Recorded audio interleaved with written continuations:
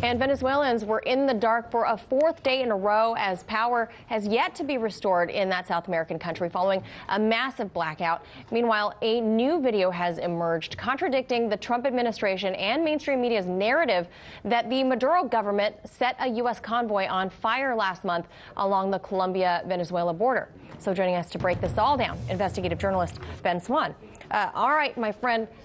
Vice President Pence and the mainstream media have all run away with this narrative that Maduro set the convoy truck on fire. Turns out it was an anti-government protester that threw a Molotov cocktail, and that's what started the fire. What do you make of all of this, Ben? Why was the media so quick to blame Maduro? Yeah, I think it's pretty obvious, right, Manila? It was exactly the narrative they wanted. Remember, there was a lot of suspicion when this convoy of humanitarian aid, as it was called, was being taken from the Colombian side of the border to the border with Venezuela. Juan Guaido was calling for this, demanding that it come across. U.S. politicians were demanding that it be let through. And it seemed like there was a lot of speculation that it seemed like that the Trump administration and the Guaido faction was looking for some kind of provocation that would allow for military intervention. There was a lot of question about the bridge that was even used and if the bridge was even a useful place to actually bring humanitarian aid across the border at. So when these trucks caught fire, it was literally within minutes of them catching fire that Vice President Mike Pence, that Senator Marco Rubio, that the head of U.S. aid were all tweeting out, immediately responding, saying Maduro and his people have burned these aid trucks and something has to be done. And now, of course, we know it was actually video proof that it was a protester throwing a Molotov cocktail. I do love how the New York Times frames it, though, as accidentally burned the truck, even though that same protester threw two different Molotov cocktails directly at trucks. Multiple accidents can happen, Ben. I'm just saying. But the mainstream media also keeps saying Maduro is blocking aid from coming into Venezuela, just blanketly. What they're failing to mention here is that Maduro is rejecting American aid in particular. He's accepting aid from other countries, right?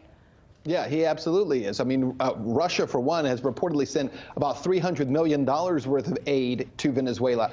Palestine, just yesterday, Palestinian doctors were flown to Venezuela to perform medical services there. So there is aid coming in, there is help coming in. But remember, as that aid comes in, the U.S. government continues to say they will punish any countries and any organizations that attempt to help the people who remain under Maduro. So unless you're actively working to overthrow the government with your aid, then they're going to consider it a violation of U.S. sanctions. It's also important to remember, and I mentioned this a couple weeks ago in a report that we did, but Elliot Abrams, that name is so important, is the U.S. envoy for Trump to Venezuela on this matter. And in the 1980s, Elliot Abrams manufactured a process of sending $27 million worth of weapons into Nicaragua in order to overthrow the leftist government there.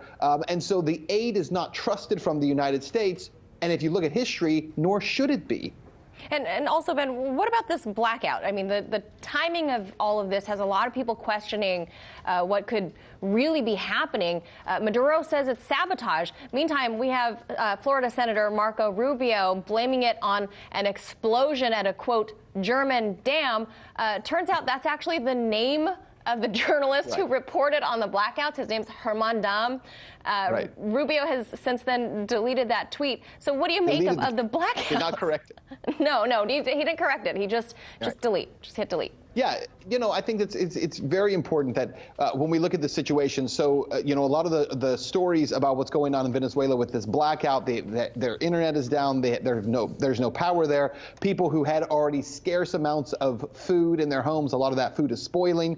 And so there is, a very serious situation happening with these blackouts. Now, the U.S. government, and in the form of Marco Rubio, as you pointed out, is claiming that this is all the result of incompetency and corruption on the part of the Maduro government. Maduro and his people are saying that the U.S. is sabotaging them. If you go back just the last couple of years, in 2018, they had an outage in 23 major cities there, but it was only out for about 3 hours. As opposed to right now, it's been out for about 3 days. It tries to come back on and it keeps going out again. So, look, if we're going to be honest here, would anyone really be surprised if it were sabotage? I mean, we don't have evidence of it, but we certainly don't have evidence that it's not sabotage. Right. The timing certainly is a little weird. And now, before I let you go, Juan Guaido, I mean, he's kind of missing in all of this. The only times you hear him is when he's going on, a press junket, a media rally to promote his own cause. He certainly hasn't been seen doing anything to help the Venezuelan people. In fact, he keeps citing the Venezuelan Constitution,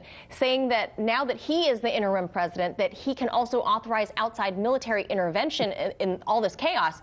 Is that what we're about to see, Ben? Well, I think that's absolutely what he wants. I think it's also what John Bolton wants, and is what Marco Rubio wants. The problem is that being the interim president of any country in the world does not give you authorization to command the militaries of other countries. So there was even a congressman from California who tweeted about this and said, the Juan Guaido does not have the authority to call for a U.S. intervention, military intervention. The Congress of the United States are the only ones with the lawful authority to do that. And so the idea that I'm now interim president, therefore I will summon the armies of the world into Venezuela, don't really have the authority to do that. Not sure, even if the Venezuelan Constitution were written that way, and it's not, he wouldn't have the authority to do that. All right, my friend, we'll leave it right there. Ben Swann, thank you so much for chiming in on this today. Manila, thanks. Hey YouTube, thanks for checking out our channel. We hope you enjoyed the video. We have tons of content for you just like this. For more of RT America's one-of-a-kind news and analysis, be sure to subscribe and never stop questioning more.